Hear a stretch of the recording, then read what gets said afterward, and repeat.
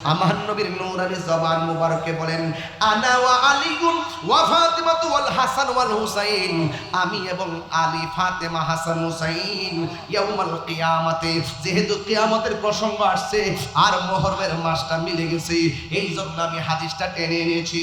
আমার নবী বলেন, আমি এবং আলী এবং ফাতিমা এবং হাসান এবং হুসাইন ইয়াউমাল কিয়ামাতে ফি কুব্বাতি তাহতাল আরশ, হাশরের ময়দান যেদিন কায়েম হবে, সব নবী নফসি নফসি বলে কাঁদবে।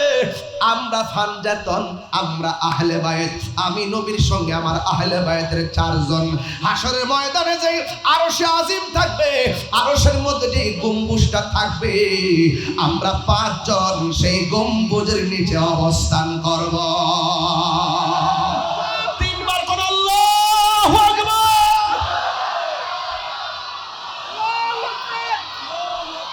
তাইলে শাহাদাতে কারবালার মাহফিল যারা করেন, ওই হাসানের প্রেমে, ওই হুসাইনের প্রেমে, ওই ফাতেমার প্রেমে, ওই মাওলানার প্রেমে যারা ওই গম্বুজের নিচে থাকবে, ওই ছায়ার নিচে গম্বুজের নিচে থাকবে আমার নবীর আহলে বায়াত, আর এর নিচে থাকবে আমার আহলে বায়াতের পাগলগণ। জোরে জোরে কন্যা সুবহানাল্লাহ। এ বন্ধু, শুধুমাত্র তাই নয়, আমার নবী, আপনার নবী রহমাতুল লিল আলামিন হাদিস মুবারকের মধ্যে বলেছেন, কিয়ামতের কথা আসছে, এই জন্য আমি ওয়াজ করতেছি। কেন আহলে বাইতের মাহফিল সাজাইলেন?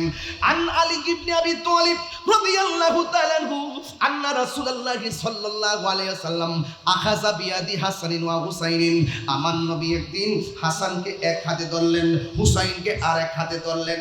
মান আহাব্বানি ওয়া আহাব্বা হাযাইনে, তোমরা যদি আমি নবীরে ভালোবাসতে চাও, আমার হাসান হুসাইনকে তোমরা ভালোবাসবে।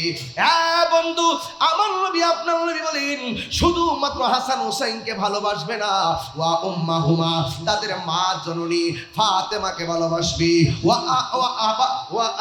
আবাহুমা, তাদের বাবা আলীকে ভালোবাসবে।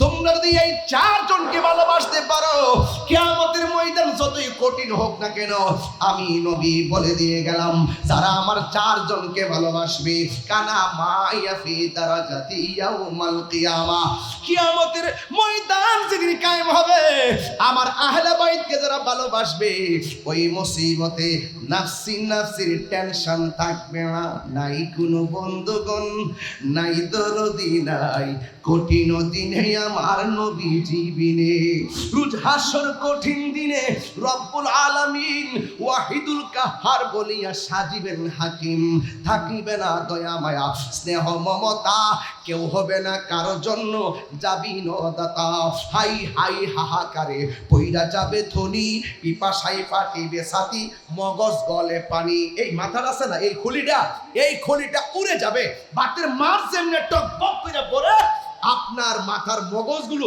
ছিটে ছিটে পড়বে।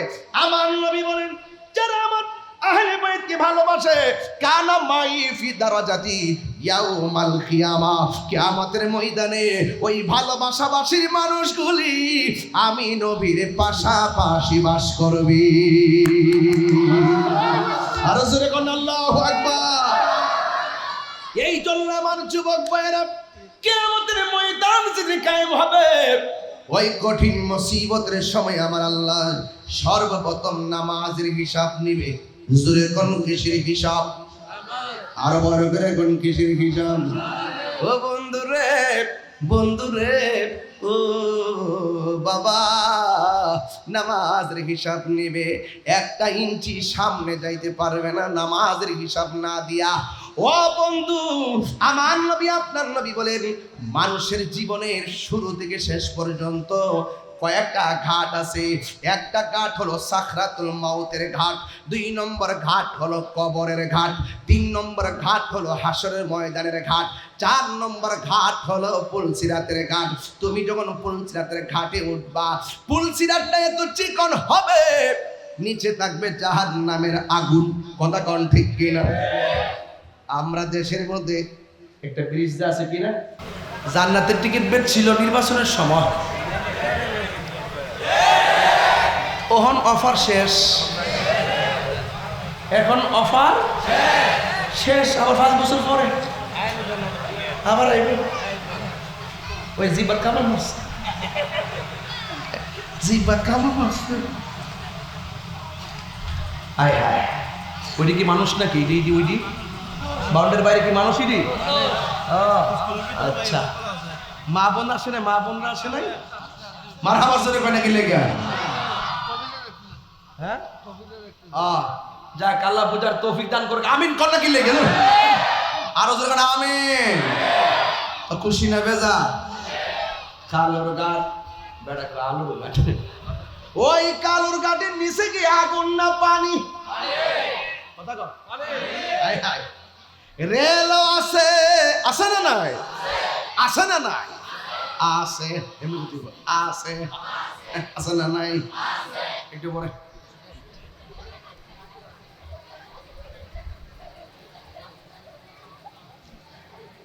ফুলাফান্ডের একটা বিরতি দিই আর কি, নাইলে কান হাত কালো হয়ে যাবে, এই জন্য একটু মাঝে মাঝে বিরতি দিই। আর সাইফুল ভাই যে ফান খাইবার লাগে এক নম্বর মানুষ। আমি একটু বলে দিতেছি, সেই ফার্স্টটা বাইরে দিছে। আল্লাহ আল্লাহ আল্লাহ, তুমি আরো খাওয়ার তৌফিক দান করো, আমিন করো। পান খাইলে ওই যে ক্যান্সার হয় না। পান পান উপকার আছে, কিন্তু এটা মনে রাখেন। আপনার একটু জর্দা কম খায়, হালকা কম খায়, চুন টুন একটু কম খায়, ঠিক আছে তো? আচ্ছা ঠিক আছে।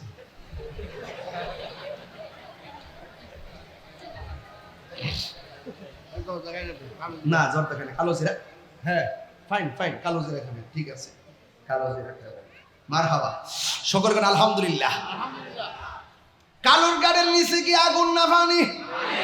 রেল লাইন আছে না নাই? আবার সিএনজি প্রাইভেট কার চলে কি চলে না? বাস চলেনি, চলে।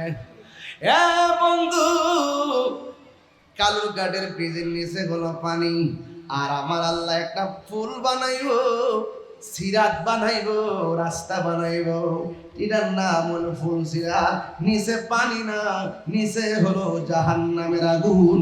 জুরি জুরি দি আল্লাহু আকবার বলা যাবে না। নিচে কি এখন দুনিয়ার হামিদ চরে প্রত্যেকটা চুলার ভিতরে আগুন দিয়া রান্না করে, লাকড়ি দিয়ে আগুন ধরায়। আল্লাহ রাব্বুল আলামিন কোরআনে বলছেন, আমি আল্লাহ জাহান্নামের আগুন লাকড়ি দিয়া ধরাইতাম না। ওয়াকুদুহান নাসু ওয়াল হিজারা উইদ্দাত লিল কাফিরিন। আল্লাহ রাব্বুল আলামিন বলেন, আমি আল্লাহ জাহান্নামের আগুন ধরাবো মানুষ দিয়া আর পাথর দিয়া। একবার চিন্তা করে দেখেন, আল্লাহ যদি আমারে লাকড়ি হিসেবে ব্যবহার করে আমার অবস্থা কি হবে? আল্লাহ যদি আপনারে লাকড়ি হিসেবে ব্যবহার করে আপনার অবস্থা কেমন হবে? জাহান্নামটা কত গভীর জানেননি? একদিন আমার নবী সাহাবায়ে কেরামদেরকে নিয়ে ওয়াজ করতেছেন, হঠাৎ করে একটা আওয়াজ হলো, জোরে কোন কি হলো? সাহাবীরা ডাক দিয়ে, নবী গো, ও মায়ের নবী, শান্ত পরিবেশে ওয়াজ শুনতেছি, হঠাৎ করে একটা বিকট আওয়াজ হলো কেন? ওই মুহূর্তে আমার নবী, আপনার নবী বলেন, ও সাহাবীরা, আজ থেকে ৭০,০০০ বছর পূর্বে এই দুনিয়াটা যত বড়, ৭০ গুণ বড় একটা পাথর আমার আল্লাহ ৭০,০০০ বছর আগে জাহান্নামের মুখের মধ্যে ছাড়ছিল। ৭০,০০০ বছর পরে এই পাথরটা যাইয়া জাহান্নামের তলদেশে পড়েছে। এই আওয়াজই তোমরা শুনতে পেরেছো, কথা বলেন ঠিক কিনা? ওই জাহান্নামের তলদেশ তাহলে কত গভীর হবে? ওখানে আপনাকে আমাকে ছেড়ে দিলে আর উঠার কোনো রাস্তা নাই। আল্লাহ রাব্বুল আলামিন বলেন, আমি আল্লাহ বানাইছি কাফেরের জন্য, কিন্তু জাহান্নামের নিচে বাস করবে কারা জানেননি? এই কাফেররা বাস করবে না। আমার আল্লাহ বলেন, ইন্নাল মুনাফিকিনা ফি দারকিল আসফালি মিনান নার। আল্লাহ রাব্বুল আলামিন বলেন, জাহান্নামের সর্বনিম্ন স্তরে বাস করবে মুনাফিকরা। বিরাম চরে মুনাফিক নাই, বহুত মুনাফিক তলে তলে যায়, অনেক ষড়যন্ত্র করছে, কাম হইছে না, এমন মুনাফিক সমাজে আছে না নাই? ওই পুলসিরাতে বান্দা যখন পুলসিরাতের উপর উঠবে, আমার আল্লাহ 7টা প্রশ্ন করবেন। প্রথম কাটে গেলেই আল্লাহ বলবে ঈমানের হিসাব দাও। বান্দা বলবে আল্লাহ আমরা তোমাকে এক বলে জেনেছি, তোমার বন্ধুকে রাসূল হিসাবে মেনেছি, আসমানি কিতাব মেনেছি, তাকদীর মেনেছি, আখিরাত মেনেছি, আসমানি কিতাব মেনেছি, ফেরেশতা মেনেছি। ও আল্লাহ এই মৌলিক ঈমানে আরকান যেগুলো আছে আমরা নিরঙ্কুশ ভাবে সব মেনেছি। আল্লাহ বলে সামনে যাও। সামনে যাওয়ার পরে জিগাইবো ওযু কেমনে করতা? বান্দা বলবে আল্লাহ ও আল্লাহ ওযু করতাম নামাজের জন্য তোমার বন্ধুর দেওয়া তরিকা অনুযায়ী। কারণ আমার নবী আপনার নবী বলেছেন কেউ যখন ওযু করতে বসে বিসমিল্লাহ বলে ওযু করে, যতক্ষণ পর্যন্ত ওযু চলবে ততক্ষণ পর্যন্ত ফেরেশতারা ওযুকারীর জন্য গুনাহ মাফ চাইতে থাকে। ওই নবী রাহমাতুল লিল আলামিন বলেছেন বান্দা যখন ওযু করে, আমার উম্মত যখন ওযু করে বিসমিল্লাহ বলে মুখের মধ্যে যখন পানি দেয়, মুখের গুনাহগুলো পানির সঙ্গে আল্লাহ ফেলে দেয়। মুখমণ্ডল ধৌত করলে চোখের গুনাহগুলো মাটির মধ্যে ফেলে দেয়। এমন ভাবে অল বডিটা যখন ওযু করে শেষ করে, শেষ ফুটা যেটা জড়ে এই ফুটার সঙ্গে তার জীবনের গুনাহগুলো ফেলে দেয়। শুধুমাত্র তাই নয়, ওই ওযুর প্রশ্ন করবে পুলসিরাতের ঘাটে গেলে ওযুর তারতিব বলো। এবার বান্দা বলবে আল্লাহ ওযু করতাম তোমার বন্ধুর দেওয়া আদেশ অনুযায়ী। এবার নবী বলেছেন আমার কোন উম্মত যদি ওযু কইরা আসমানের দিকে তাকাইয়া কালিমা শাহাদা পড়ে, আমার আল্লাহ রাব্বুল আলামিন তার জন্য 8টা জান্নাতের দরজা খুলে দেয়। আল্লাহু আকবার বলেন না কেন? হ্যাঁ বন্ধু, এমন ভাবে একের পর এক ঘাটে ঘাটে প্রশ্ন করবে। এই জন্য আমি আপনাদের কাছে বলে দিয়ে যাই এই হাসরের ময়দান বড় ভয়ঙ্কর হবে। পুলসিরাত পার হতে না পারলে ওই জাহান্নামের মধ্যে পড়ে যাবে। এখন প্রশ্ন হলো মাস হলো 12টা, জোরে কোন মাস কয়টা? এটা হলো আরবি শেষ মাসটা প্রথম মাস। ওই প্রথম মাসের নাম হলো মুহররম, শেষ মাসের নাম হলো জিলহজ। জিলহজ মাসটা শুরু হয়েছে গরুর গলা থেকে রক্ত বের করে, আর মুহররম মাসটা শুরু হয়েছে আহলে বাইতের গলা থেকে তাজা রক্তের প্রবাহের মাধ্যমে। কথা বলেন ঠিক কিনা? ওই জিলহজ মাসে আপনি যে কুরবানি করেছেন, আমার নবী আপনার নবী বলেন ওই যে পুলসিরাতটা আমার আল্লাহ পার হতে বলবেন, ওই পুলসিরাতটা পার হতে বলবেন যারা দুনিয়ার জমিনে জিলহজ মাসে মোটা তাজা দেইকা শক্তিশালী সুন্দর দেইকা গরু কুরবানি করলো, কুরবানির পশু ক্রয় করলো, হাসরের ময়দানে এই পশুগুলো তার পুলসিরাত পার হওয়ার বাহন হয়ে যাবে। ওই পশুর মাথার মধ্যে যে শিং আছে, পায়ের মধ্যে যে খুর আছে, এই খুরগুলো মিজানের পাল্লার বাটখারা হয়ে যাবে। আমার নবী আপনার নবীকে প্রশ্ন করা হয় ইয়া রাসূলুল্লাহ নবী গো কুরবানি কি? কয় কুরবানি হলো ইব্রাহিম নবীর সুন্নাত। কয় কুরবানির মধ্যে কি আছে? কয় কুরবানির পশুর গায়ের ভিতরে যতটা পশম থাকবে সেই পরিমাণ নেকি আল্লাহ দান করবে। এখন প্রশ্ন হলো জিলহজ মাসের কুরবানির সাথে প্রত্যেক মালিকের সম্পর্ক, আর মুহররমের সাথে ইমামে আলী মুকামের গায়ে থেকে যত রক্তের ফোঁটা ঝরেছে এই রক্তের ফোঁটাগুলোর সাথে আমার নবীজির কোটি কোটি উম্মতের নাজাতের সম্পর্ক রয়েছে। অনুরোধ করে বলে দিয়ে যায়, পায়ের মধ্যে হাত রেখে বলে দিয়ে যায় এখনো সময় আছে। আল্লাহ হলো জান্নাতের খালেক, জোরে কোন সুবহানাল্লাহ। আল্লাহ হলো জান্নাতের খালেক, আমার নবী হলো জান্নাতের মালিক। আর 4 জন, একজন হলো মৌলা আলী, আরেকজন হলো মা ফাতেমা, আরেকজন হলো ইমামে হাসান আর হুসাইন। এই 4 জনের কাছে থাকবে জান্নাতের চাবি। ও বন্ধুগণ, তাদের সঙ্গে দুশমনি কইরা হাসরের ময়দানে ওইটা বেহেশতে যাইবা গা, এজিদের পক্ষে দালালি কইরা কোনদিন হুসাইনের নানার শাফাত পাবে না। কথা বলেন ঠিক কিনা? আর হাত তুলে কোন ঠিক না বেঠে? আমরা হুসাইনকে ভালোবাসি, এতে কোনো সন্দেহ আছে? যারা ইয়াজিদের পক্ষে দালালি করে, ইয়াজিদের নামের পরে রহমাতুল্লাহ আলাইহি ব্যবহার করে, ইয়াজিদের নামে মসজিদ নির্মাণ করে, ইয়াজিদকে তাহাজ্জুদ গুজার বলে, এদের মুখে দাড়ি থাকতে পারে, মাথায় পাগড়ি থাকতে পারে, ফুরাতের পানি দিয়ে ওযু গোসল করতে পারে, ফুরাতের প্রান্তরে 5 ওয়াক্ত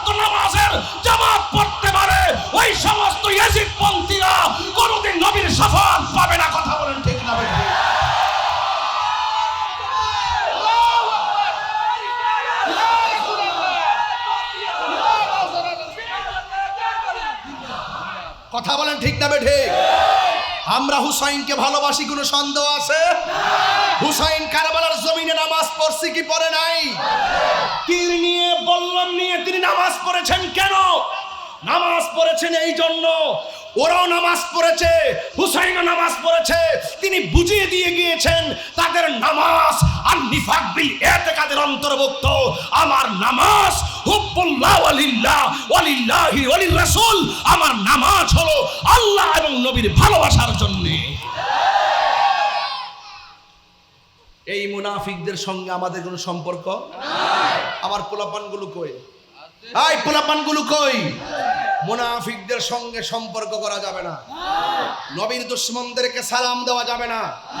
বড় করে আওয়াজ করতে হবে, নবীর দুশমনদেরকে সালাম দেওয়া যাবে না। নবীর দুশমনদের কাছে মেয়ে বিয়ে দেওয়া যাবে না। তাদের মেয়ে বিয়ে করা যাবে না। তাদের পিছনে নামাজ পড়া যাবে না। তারা মারা গেলে জানাজায় যাওয়া যাবে না। তাদেরকে কবরে দেওয়া হলে ওই কবরের পারে দাঁড়ানো যাবে না। এই মুনাফিকদের কবরে দাঁড়ানো নিষেধ করেছেন কে? আল্লাহ বলছেন ওয়ালা তাকুম আলা কবরিহি, ওই মুনাফিকরা যখন মারা যাবে এদের কবরের কাছেও যাবেন না। হাত তুলে বলেন মারহাবা। এটা কি মোল্লার সিদ্ধান্ত না আল্লাহর সিদ্ধান্ত? এই জন্য সুন্নিরা কখনো অন্যায়ের কাছে মাথা নত করে না। জান দিব কিন্তু ঈমান দিব না। এটাই হলো কারবালার শিক্ষা। একদিন মরতে হবে, কবরে যেতে হবে। এই কবরে যাওয়ার পর হাসরের মাঠে যেদিন উঠবো, সেদিন আহলে বায়াতের প্রেম যদি অন্তরে থাকে, আমরা 100% আশা করতে পারি ইমামে আলী মুকামের দল আমাদেরকে ছাড়া জান্নাতে যাবে না। এই বিশ্বাস আছে না? আরো বড় করে বলে আছে না নাই? কার কার আছে দুই হাত তুলে দেখান ইনশাআল্লাহ।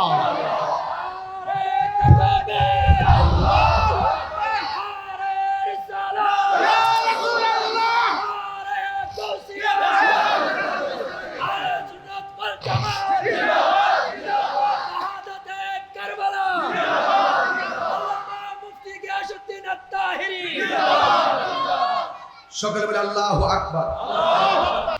বলছে লা তামশি ফিল আরদি মারাহা, জমিনে অহংকার করে চলা যাবে না। বহুত বাড়িওয়ালা দেখেছি কবরে চলে গেছে, বাড়ির জায়গায় বাড়ি আছে, মিটারের জায়গায় মিটার আছে। আমার কথা কি বুঝতে অসুবিধা হয়? মিটারের জায়গায় মিটার আছে। আজকে আমি একটু দরদ মাখা কথা বলবো, এই কথাগুলো বোঝার দরকার আছে আমার ভাইয়েরা। এই জন্য আমি বলেছি ফুলের সৌরভ, মানুষের গৌরব চিরদিন থাকে না। ওই রবকে আপনি স্মরণ করুন, যেই রব আপনার সুন্দর চেহারাটা নিজের হাত দিয়া বানাইছে। বিশ্বাস হয় না আপনাদের? বিশ্বাস হয় না? আল্লাহ যে নিজের হাত দিয়ে বানাইছে, বিশ্বাস হয় না? এই হাত কি আমাদের মতো হাত নাকি কুদরতি হাত? দলিলটা দিয়ে দেই, ফি আই খলাকতু বিয়াদাইয়া, খলাকতু বিয়াদাইয়া। আল্লাহ বলছেন আমি আমার হাত দিয়ে আমার বান্দাকে সৃষ্টি করেছি। কি সৃষ্টি করেছেন? কফি আইয়ে সূরাতিম মা শাআ রাক্কাবা, পায়ের তলা থেকে গলা পর্যন্ত ফেরেশতা দিয়ে মডেল বানাইছি। আর শুধু চেহারাটা আমি আল্লাহ যেমন চাইছি তেমন বানাইছি। তো আপনি কালো মানুষ দেখলে ঘৃণা করেন কেন? এই মানুষটা কি আপনার আব্বা বানাইছে? তাইলে আপনি বুবা মানুষ দেখলে ঘৃণা করেন কেন? আরে মুখ দিয়ে লুল পরে, থুতু পরে, নাকটা পুচা হতে পারে, চোখগুলো বড় হতে পারে, কিংবা অন্ধ হতে পারে। নাকটা পুচা হতে পারে, ঠোঁটটা মোটা হতে পারে, মানুষটা অন্ধ হতে পারে, মানুষটা জীর্ণ শীর্ণ হতে পারে। এই মানুষটাকে নিয়ে যখন আপনি তিরস্কার করেন, তখন আবার আল্লাহ পাক রব্বুল আলামিন যে বলেছেন ইন্নাহু হুয়া ইউবদিউ ওয়া ইউঈদ, আমি বান্দার শুরুর মালিক, আমি বান্দার শেষের মালিক। আমি আল্লাহ নিজের হাত দিয়ে আমার বান্দাকে যেমন চাইছি তেমন বানাইছি। এই জায়গা বানাইতে গিয়ে আমার আল্লাহ কোটি কোটি মানুষের কণ্ঠটা এক একটা বাঁশি এক এক রকম করে বানাইছে। আল্লাহ পাক যেখানে মায়া করে আমাকে আপনাকে বানাইছে, আর আপনি যখন সেখানে নিন্দার সুর তুলবেন, মনে রাখবেন আপনার কপালে আপনি কুড়াল মারছেন। কারণ আপনি যেই লোকটাকে নিন্দা করতেছেন, ওই লোকটাকে যে বানাইছে, আপনি যে নিন্দা করছেন আপনাকেও তিনি বানাইছে। যার পা নাই জিজ্ঞেস করবেন পা থাকলে কি করতাম? যার পা আছে তারে যদি জিজ্ঞাসা করে পা তোমার পা আছে কি করবা, সুযোগ পেলে তোমার লাথি দিমু, এমন লোক আছে না নাই? আর যার পা নাই তারে জিজ্ঞেস করবেন তোমার যে পা নাই থাকলে কি করতা, হুজুর পা যদি আমার থাকতো আসসালাতু খায়রুম মিনান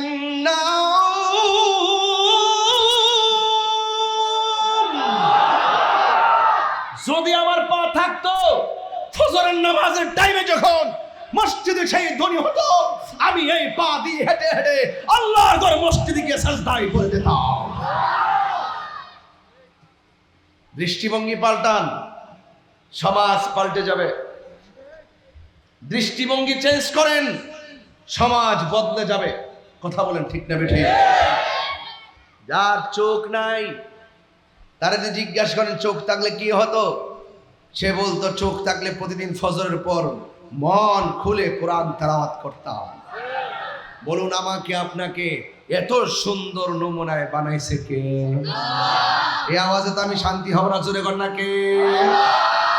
লাকাদ খালাকনাল ইনসানা ফি আহসানি তাকওয়ীম।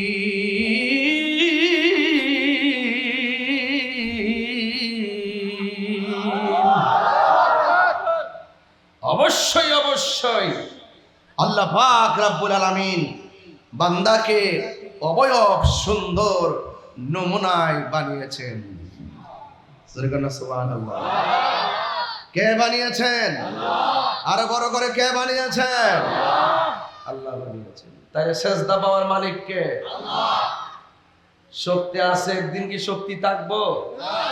যেই বস্তাটা আগে উঠাইছেন মাথায়, বয়স যে 60 হয়েছে, ওই বস্তা কি আর মাথায় তুলতে পারেন? শক্তিটা গেল কোন ফাঁক দিয়া? হাড্ডিগুলো এখন ভারী আলগাইতে পারে না, জয়েন্ট ছুটতে যা। এত শক্ত জয়েন্টটা দুর্বল বানাইছে কারা? এই জন্য বলছে খুলিকাল ইনসানু দাঈফা। আল্লাহ রাব্বুল আলামিন বলেন আমি মানুষকে দুর্বল করে সৃষ্টি করেছি। চিৎকার মেরে কন্যা মারহাবা। আমি যদি প্রশ্ন করি ও হামিদ চরের বাবা, এই প্যান্ডেলের খুঁটিগুলি সিমেন্টের পালা দিয়া কেন লাগাইলেন না? এই প্যান্ডেলের খুঁটিগুলি সিমেন্টের পালা দিয়ে পর্দাটা টানাইলে তো খুঁটি মজবুত হতো, প্যান্ডেলটা মজবুত হতো। আপনি আমার বলবেন তাহিরি হুজুর সকালবেলা হলেই তো এই প্যান্ডেলটা আমি ভেঙে ফেলবো, এই জন্য কোন রকম বাঁশ দিয়া বানাইছি, সিমেন্টের পালা বসাই নাই। আল্লাহ কয় বান্দারে খুলিকাল ইনসানু দাঈফা, আমি আল্লাহ বান্দারে অনেক দুর্বল করে বানাইছি। ও আল্লাহ শক্ত করে বানাইলা না কেন? আমার আল্লাহ বলেন কুল্লু মান আলাইহা ফান, এই পৃথিবীটা আমি আল্লাহ ধ্বংস করে দিব। ও আল্লাহ তুমি মানুষকে দুর্বল করে বানাইলা কেন? আমার আল্লাহ রাব্বুল আলামিন বলেন কুল্লু নাফসিন যায়িকাতুল মাউত। আল্লাহ বলে পৃথিবীর সব মানুষ মৃত্যুর স্বাদ গ্রহণ করা লাগবে। কেউ আগে যাবে, কেউ পরে চলে যাবে, এই পৃথিবীতে কেউ থাকবে না। এই জন্য আমি আল্লাহ বান্দারে বড় দুর্বল করে বানাইছি। ও আল্লাহ বানাইতে যায় তুমি কি পদ্ধতি গ্রহণ করেছো? আল্লাহ রাব্বুল আলামিন বলেন মিনহা খালাকনাকুম ওয়া ফিহা নুঈদুকুম ওয়া মিনহা নুখরিজুকুম তারাতান উখরা।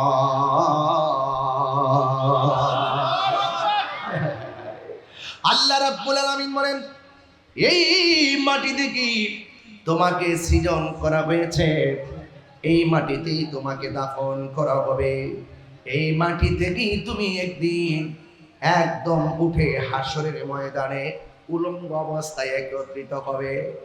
আল্লাহ বলছেন এই মাটি থেকেই তোমাকে সৃষ্টি করা হয়েছে। এর দ্বারা প্রমাণ হয় আমরা মাটির তৈরি। কিন্তু এখানে হার মার্জা হলো আদম নবীর দিকে। একমাত্র আদম নবীকে আমার আল্লাহ মাটি থেকে সৃষ্টি করেছেন। এই যে মাটি থেকে মিনহা তা থেকে এটার মার্জা হলো এই মাটি দিয়ে আমার আল্লাহ আদম নবীকে বানাইছি। আমি আপনি মাটির তৈরি না, আমি আপনি এক ফোঁটা পানির তৈরি। জোরে জোরে কি আল্লাহু আকবার বলা যাবে না? আমি একটু সৃষ্টি তত্ত্ব নিয়ে কথা বলতেছি, আপনার কি কষ্ট হইব? মহরমের মাহফিলে গতবার আমি কারবালার ওয়াজ করে গেছি, যেহেতু করে গেছি আমি আর এগিয়ে যাব না। আমার একটা অভ্যাস আছে, আমি একই ঘটনা মাহফিল আবার বারবার অবতারণা করি না। এই জন্য আমি আমার বিষয়টা আমার সপ্তম দিনে আমি সাবজেক্টটা লড়াই করে যাই। এরপর কারবালার কিছু হালকা টাচ দিয়ে যাবো পরে।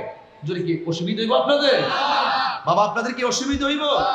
আমি একটু হার্ট টাচিং কথা বলে দিয়ে যাব, যেন অন্তত পক্ষে আজকে মন খুললা আমার আব্বা আম্মার জন্য, দাদা দাদির জন্য যেন অন্তত চোখের পানি ফালায় একটু দোয়া করতাম পারি। রাজি আছেন না নাই বলেন? আরে রাজি আছেন না নাই? সবাই আমার সাথে বলেন আল্লাহু আকবার। আর আওয়াজ করে ইয়া রাসূলুল্লাহ। হাসবি রাব্বি জাল্লাল্লাহ মা ফি কলবি নূর মুহাম্মদ সাল্লাল্লাহু লা ইলাহা একটু সাউন্ডটা উঠাই দিন। আহা লা ইলাহা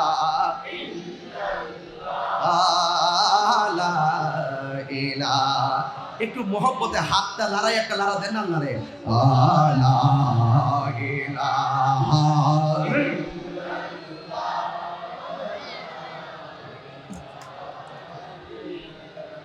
হাসবি রব্বি জাল্লাল্লাহ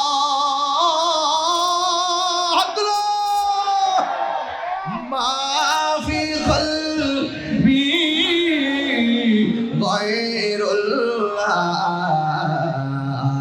নূর মুহাম্মদ লা ইলাহা ইল্লাল্লাহ লা ইলাহা ইল্লাল্লাহ লা ইলাহা ইল্লাল্লাহ লা ইলাহা ইল্লাল্লাহ মুহাম্মাদুর রাসূলুল্লাহ সাল্লাল্লাহু আলাইহি ওয়াসাল্লাম। জোরে জোরে কি আল্লাহু আকবার বলা যাবে না? হাই রে ও জঙ্গর বাবা, ও হামিদ চোরের বাবা, আমরা বানাইছে কে? জবান কোনে কোন বানাইছে কি? আল্লাহ বলে জিবরাইল রে, ও জিবরাইল, আমি আল্লাহ দুনিয়াতে প্রতিনিধি পাঠাবো। সবাই ডাক দিয়ে আমি আল্লাহ পৃথিবীতে প্রতিনিধি পাঠাবো। হায় হায়, ফেরেশতারাকে আল্লাহ দুনিয়াতে কি এমন প্রতিনিধি পাঠাবেন যারা দুনিয়াতে যায় মারামারি করবে। আল্লাহ বলে আমি আল্লাহ যাহা জানি তোমরা তা জানো না। সুবহানাল্লাহ করে গেলে ওয়াজ কি বুঝতে অসুবিধা হইতেছে?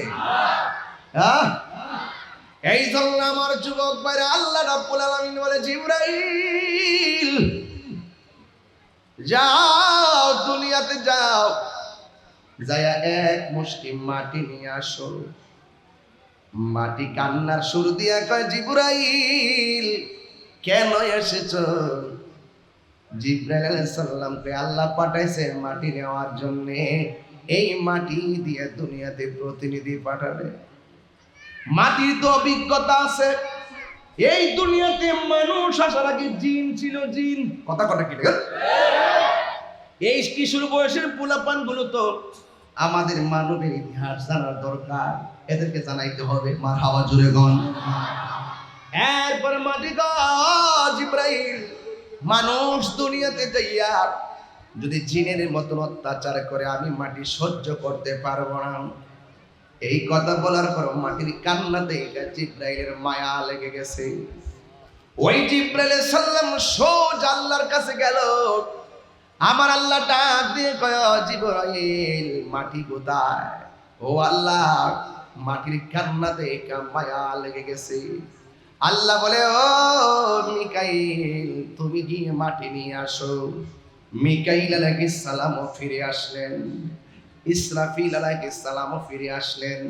আমার আল্লাহ বলে, আজরাইল, ও আজরাইল তুমি যাও। আজরাইল আলাইহিস সালাম জমিনে নামলেন। নামার পরে মাটির দিকে হাত বাড়াইলেন। মাটি ডাক দিয়া কয়, এ আজরাইল, আমার অনুরোধে জিব্রাইল ফিরে গেছে, মিকাইল ফিরে গেছে, ইসরাফিল ফিরে গেছে, তুমিও মেহেরবানি করে ফিরে যাও। জিব্রাইল কয়, সম্ভব না। মাটির বুকের মধ্যে একটা খামসি মারছে। এক কিতাবে লেখে, জিব্রাইল কত বড় জানেননি, একটা খামসি মারছে, আমাদের খামসির মধ্যে আধা পোয়া মাটি আসতে পারে। আর জিব্রাইলের এক খামসির ভিতরে এক রাওয়ায়াতে দেখলাম 40 মণ, আর এক রাওয়ায়াতে দেখলাম 70 মণ। ছোট না বড়? আরে কথা কনা, ছোট না বড়? এক মুষ্টি যদি 70 মণ হয় কিংবা 40 মণ হয়, জিব্রাইলটা কত বড় হবে জানোনি? প্রধান 4 জন ফেরেশতা এত বড়, যাদের মাথার ভিতরে 7 সমুদ্র 13 নদীর পানি ঢেলে দিলে 1 ফোঁটা পানিও জমিনে পড়বে না, এত বড় ফেরেশতারা। আবার জিব্রাইল আলাইহিস সালাম মাটি নিয়ে আল্লাহর কাছে গেল। আল্লাহ কয়, আজরাইল, সবাই ফিরে আসছে, তুমি আজরাইল দিয়ে মাটি নিয়ে আইলা, তোমারে কি মাটি মন গলাইতে পারে নাই? জি হযরতে আজরাইল আলাইহিস সালাম, তুই আল্লাহ মাটির 1000 কান্নার চাইতে তুমি আল্লাহর হুকুমটাই হলো আমার কাছে সবচাইতে বড়। আল্লাহু আকবার। আল্লাহ ডাক দিয়ে জীব আজরাইল, যাও যাও, এই মাটি দিয়ে আদম বানাবো। আদমের মাধ্যমে যত মানুষ দুনিয়াতে যাবে, সব প্রাণীদের রূহ কবজ করার দায়িত্ব আমি আল্লাহ, তুমি আজরাইলকে দিয়ে দিলাম। আল্লাহু আকবার। বন্ধু, গভীর মনোযোগ দেওয়া লাগবে। ইতিহাস কথা বলে, কেন আজরাইলকে দায়িত্ব দিল? মাটির কান্না তোমার মন গলাইতে পারে না। হামিদ চরে যখন তুমি আজরাইল যাই কথার কথা বলতেছে কি, তুমি যখন দুনিয়ার জমিনে মানুষের সামনে যাইবা, রূহটা কবজ করতা, মানুষ যখন মৃত্যু সত্যায় পড়ে যাবে, সন্তান তখন দেখবে বাবা পানি পান করতে পারে না, সন্তান যখন দেখবে মা কথা বলতে পারে না, যখন দেখবে মুখটা বন্ধ হয়ে গেছে, হাত পাও লড়ে না, ওই মুহূর্তে সন্তান আমার ডাক দেখে, আল্লাহ আমার বাবারে নেক হায়াত দাও। সন্তান মার জন্য কাঁদবে, বাবার জন্য কাঁদবে। ওই কান্না তুমি আজরাইলের মন গলাইতে পারবে না। যেই আজরাইল মাটির কান্না দিল গলে না, ওই আজরাইল মানুষের কান্নায় দিল গলবে না।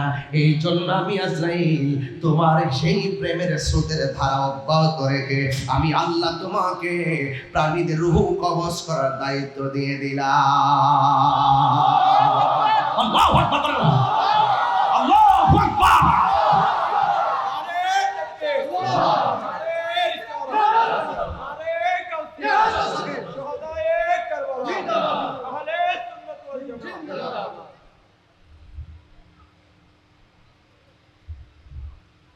কত মানুষ স্বামীর চোর থেকে চলে গেছে। এই নাফরমান, এই নাফরমান, তোর পাশের ঘরে তোর মা মারা মৃত্যুবরণ করে পড়ে রইল। ঈদের দিন তুই নতুন কাপড় কিনলি, আর ঈদের দিন তুই গরু কুরবানি করলি, এক ছেলে হলো সচিব, আরেক ছেলে হলো কানাডা, আরেক ছেলে হলো প্রফেসর।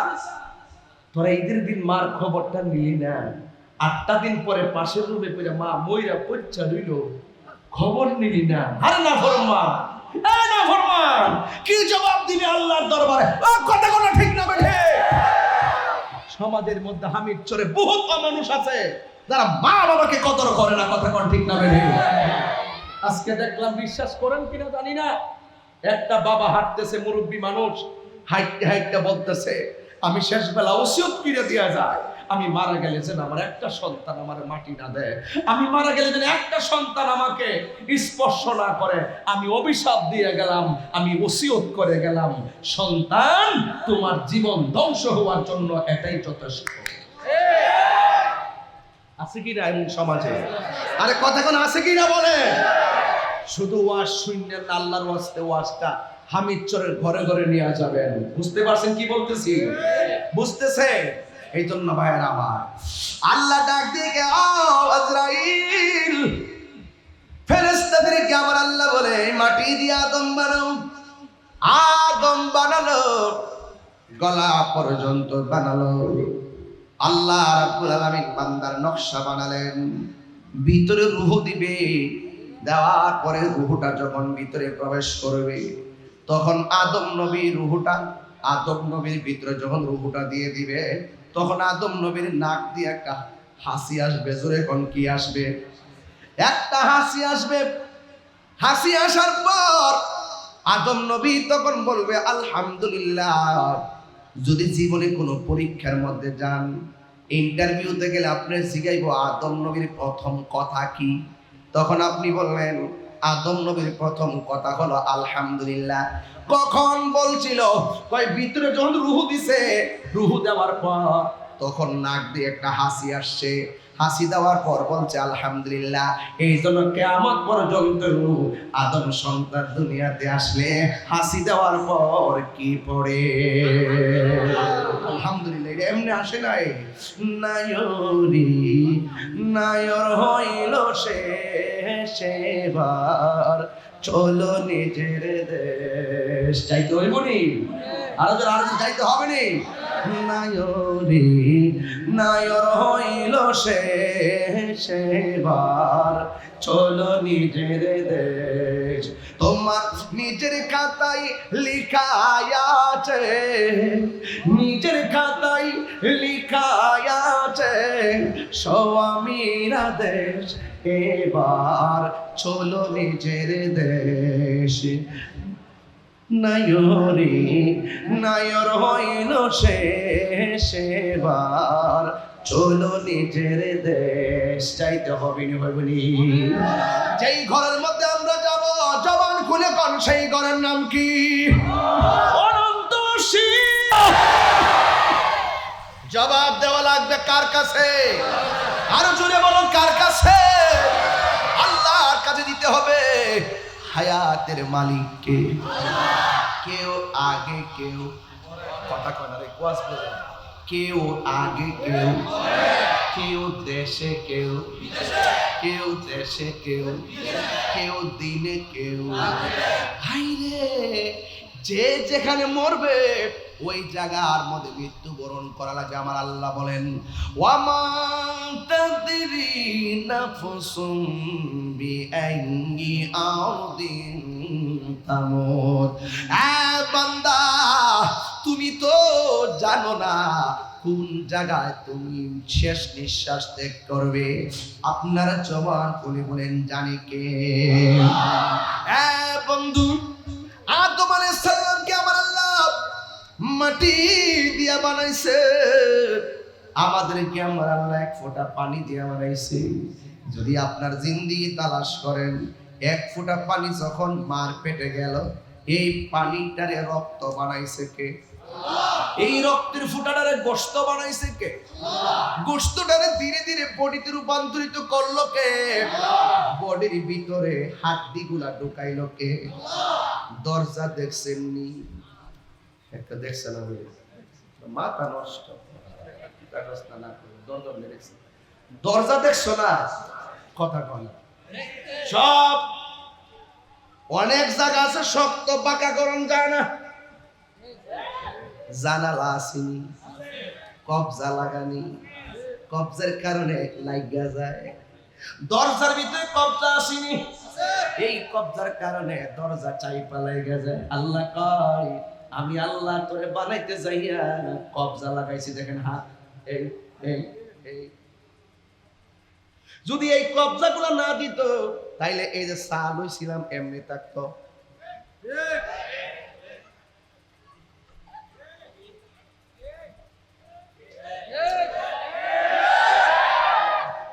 যদি এই কবজা না থাকতো, এই যে কবজা আসেনি, কথা কয় আমি দেহাতত্ত্ব বুঝতেইব না।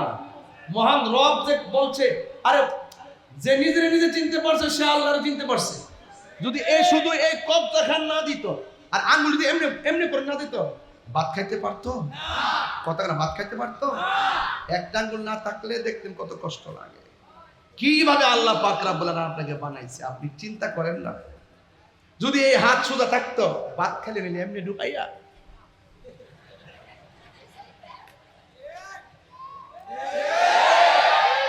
নায়রি নায়র হইল শেষ, এবার চলো নিজের দেশ। কথা কোন ঠিক কিনা? নিজের খাতায় লেখা আছে, নিজের খাতায় লেখা আছে স্বামীর দেশ, এবার চলো নিজের দেশ। নায়রি নায়র হইল শেষ, এবার। কথা কয় না, কথা কয় না, কথা কয় না, কথা কয় না। আমি বলছি আসল বাড়ির ওয়াজ করতেছি, কথা বলেন ঠিক না বেডি? আরে আজকের মাহফিলে যারা আইছো কলিজা বড়া। আর্জেন্টিনার খেলা চলে, আর এক দিক দা পাগল বলা নবীর প্রেমে পাগলামি করে। এরাই তো হামিদ স্যারের শ্রেষ্ঠ সন্তান। কথা কোন ঠিক? কথা ঠিক আছে নি? আরে কথা ঠিক আছে নি?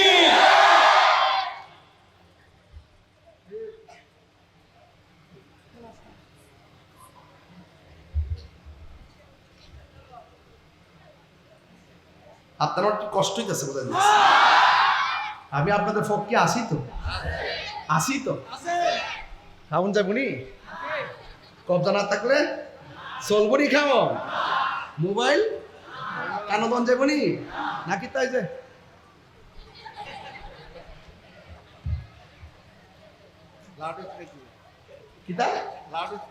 লাউড স্পিকার দিব, লাউড স্পিকার লাউড স্পিকার দিবে, লাউড স্পিকার দিব। খাওন খাওয়ার সময় লাউড স্পিকার দিব। ভালো হয়েছে আবার আপন। তো সহজ জিনিস না বাবা। প্রাণ দয়ালে একবার বলা যাবে না। হায়রে কি দিয়া বলবো এ আমার বন্ধুগণ, বলেন হায়াতের মালিককে। আগের মতো চোখে আমি দেখি না তেমন, চোখ জানি হইয়া গেছে কেমনের কেমন। ঠিক না বেঠি? এই যে শিলা মিলা গেছে গা, গাতাগত হয়ে গেছে গা। আগের মতো চোখে আমি দেখি না তেমন, চোখ জানি হইয়া গে। এই যুবক, তুমি যদি এটার অর্থ না বুঝো তোমার বাপের দিকে তাকাও। তুমি যদি এটার অর্থ না বুঝো তোমার দাদার দিকে তাকাও। কথা বলেন ঠিক না বেঠে? আগের মতো চোখে আমি দেখি না তেমন, চোখ জানি হইয়া গেছে কেমনের কেমন। কেউ বুঝে না চোখে আমার কি হয়েছে, বলো কি হয়েছে? আমি বলি আমার মরার চিঠি এসেছে, বলো আমি বলি। বউ বলেছে বায়ু চোরাই, পাক ধরেছে চলে রে গোরাহি গো। বউ বলেছে বায়ু চড়াই পাকে ধরেছে চুলের ঘোরাই গো, কারণ বউ বোঝে না কোন কারণে চুল পেকেছে। আমি বলি আমার মরার চিঠি এসেছে, বলো একটু মহব্বতে কর, যে বলো আমি বলি আগের মতো চোখে আমি দেখি না তেমন, চোখ জানি হইয়া গেছে কেমনের কেমন। সবাই আগের মতো দেখি না তেমন, চোখ জানি হইয়া গেছে কেমনের কেমন। কেউ বুঝে না চোখে আমার কি হয়েছে, বলো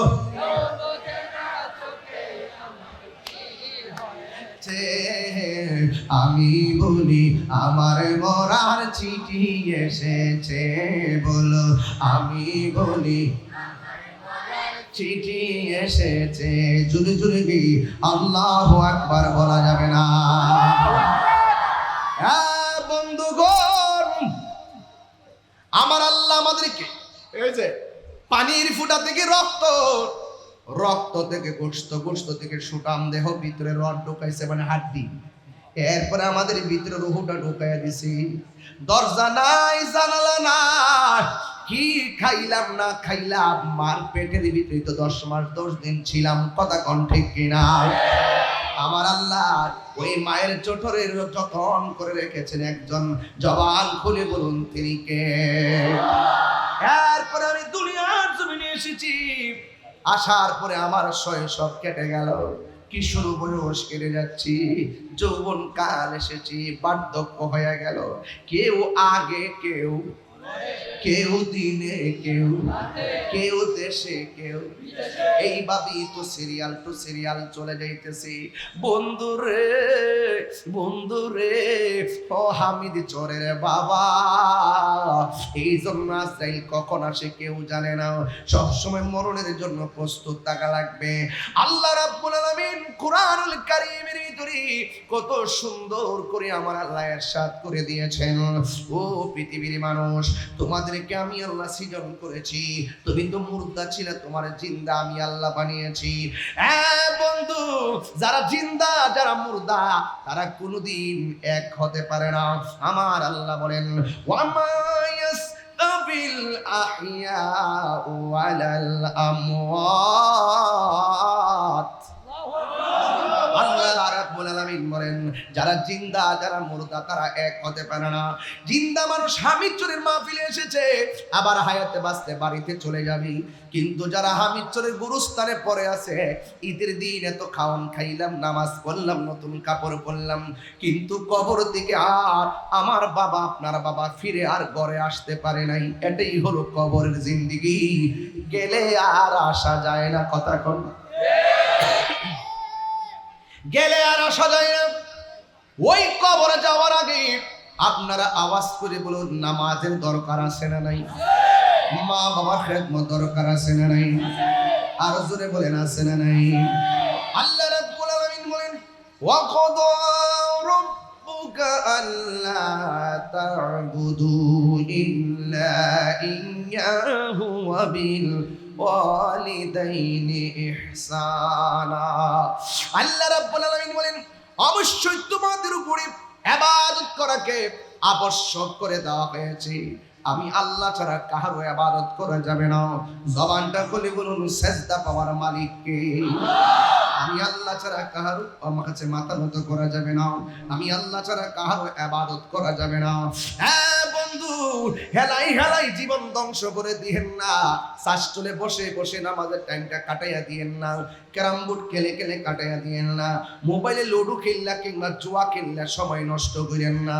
হাটে হাটে ঘাটে বাজারে মাদক সেবন কইরা জীবনটারে ধ্বংস করে দিয়েন না। আপনারা জবান খুলে বলুন, হিসাব নিকাশ গ্রহণ করবেন কে? এই সময় একদিন সুন্দর হয়ে আমরা লাশ হইয়া শুয়ে যাব, অন্ধকার কবরে আমাদেরকে চলে যাওয়া লাগবে। ওই কবরে যারা গেছে তারা আর ফিরে আসে নাই। আল্লাহর হাবিব বলে, উম্মত উম্মত, কবর কাহার জন্য জাহান্নামের গর্ত, আবার কবর কাহার জন্য জান্নাতের বাগান। জুড়ে কন্যা সুবহানাল্লাহ। কবর কাহার জন্য জাহান্নামের গর্ত, আবার কবর কাহার জন্য জান্নাতের বাগান। এই কবরে যাওয়ার আগে অনুভব করা লাগবে। আমার নবী, আপনার নবী বলেন, আমি নবী যখন মেহরাজের মধ্যে গিয়েছি, আমি নবী যখন মেহরাজে গিয়েছি, মেহরাজে যাওয়ার পথে আমারে আল্লাহ অনেক আযাব দেখাইছি, আমারে আল্লাহ অনেক শাস্তি দেখাইছি। আমি দেখেছি সব চাইতে কঠিন আযাব হলো কবরের আযাব। এই কবরের আযাব বড় কঠিন। হ্যাঁ বন্ধু, এই কবরের আযাব কেমনে সহ্য করব? একা একা ওই ঘরে কেমনে থাকবো? আমার নবী, আপনার নবী বলতেছেন, এই কবরের মধ্যে তুমি সুখী হলে সুখী, এই কবরের ভিতরে দুঃখী হলে দুঃখী। কেউ কেউ কবরে যাওয়ার পর জাহান্নামের আগুনের হাওয়ায় পড়ে যাবে, সহ্য করতে পারবে না। কিন্তু কবরে আবার কেউ কেউ যাওয়ার পরে, কবরে যাওয়ার পর দেখবে, আজকেও তো আমি ঘর থেকে বের হওয়ার সময়, আমি যখন ঘর থেকে বের হব, আমাকে এক ভাই বলতেছে, হুজুর এখানে একটা মাদ্রাসা, আপনার মাধ্যমে কোরআনের সবক দেওয়ার দিলে আমরা রেডি ছিলাম। এই দেখছেন নি, কোরআনের সবক দেওয়ার জন্য ছাত্ররা রেডি। কেন আপনি কোরআন পড়বেন? আপনি যখন কবরে চলে যাবেন, আপনার ডান পাশ দিয়া নায়রি নায়র হইল শেষ, এবার চলো নিজের দেশ। নায়রি নায়র হইল শেষ, এবার চলো নিজের দেশ। তোমার জীবন খাতায় লিখায় আছে, জীবন খাতায় লিখায় আছে স্বামীর দেশ, এবার চলো নিজের দেশ। নায়রি নায়র হইল শেষ, এবার চলো নিজের দেশ। কষ্ট হইছে আপনারা? আজকে কি ওয়াজটা কি বেল এনে করতেছি? লাইনটা ঠিক আছে নি বাজার? মাঝামাঝি একটু দেহতত্ত্বের সানগামু। কে ফতুয়া দিলই তা আমরা দাঁড় না। সুন্নিদের বিরুদ্ধে যারা গেছে এরা ধ্বংস হয়ে গেছে। আলা ইলাহা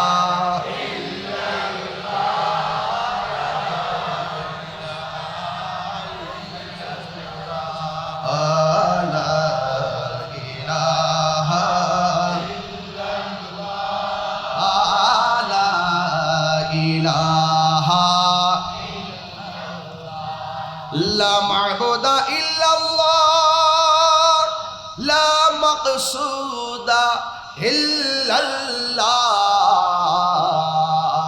লা মাওজুদা ইল্লাল্লাহ, লা ইলাহা ইল্লাল্লাহ, লা ইলাহা ইল্লাল্লাহ, লা ইলাহা ইল্লাল্লাহ, লা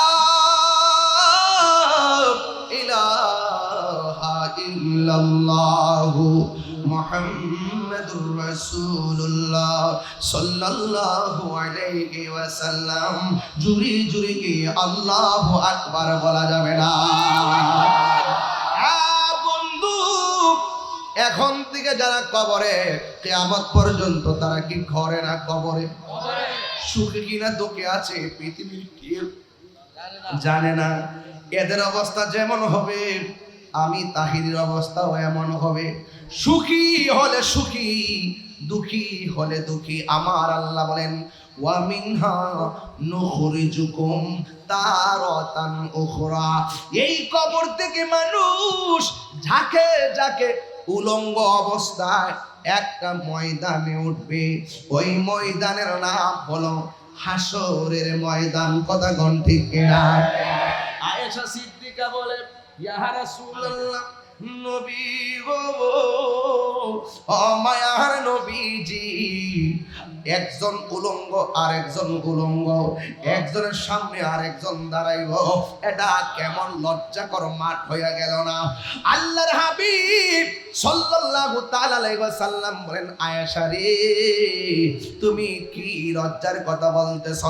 মানুষ যখন উলঙ্গ অবস্থায় হাসরের ময়দানে উঠবে, ঘাটটা বাঁকা করে ওঠানো হবে, মাথার 8 বিঘা করে সূর্যটা থাকবে, এই সূর্যটা তোমার চোখের মধ্যে, এবং যারা আল্লাহর সঙ্গে যারা বান্দা হয়ে আসলে মাঠে উঠবে, চোখের বরাবর থাকবে, ওই চোখের বরাবর ওই সূর্যটা থাকবে। ও যুবকের দল, ওই হাসরের ময়দানে যখন চোখের উপরে সূর্য থাকবে, আমার নবী বলেন, আয়েশা, এই সূর্যের তাপের কারণে অনেকের মাথার মগজগুলো ছিটে যাবে, ভাতের মারের মতন টকবক টকবক করে পড়বে, কেউ কাহার দিকে একটা সেকেন্ডের জন্য তাকাইবে যারা পরিমাণ সময় পাবে না। জোরে জোরে কি আল্লাহু আকবার বলা যাবে না?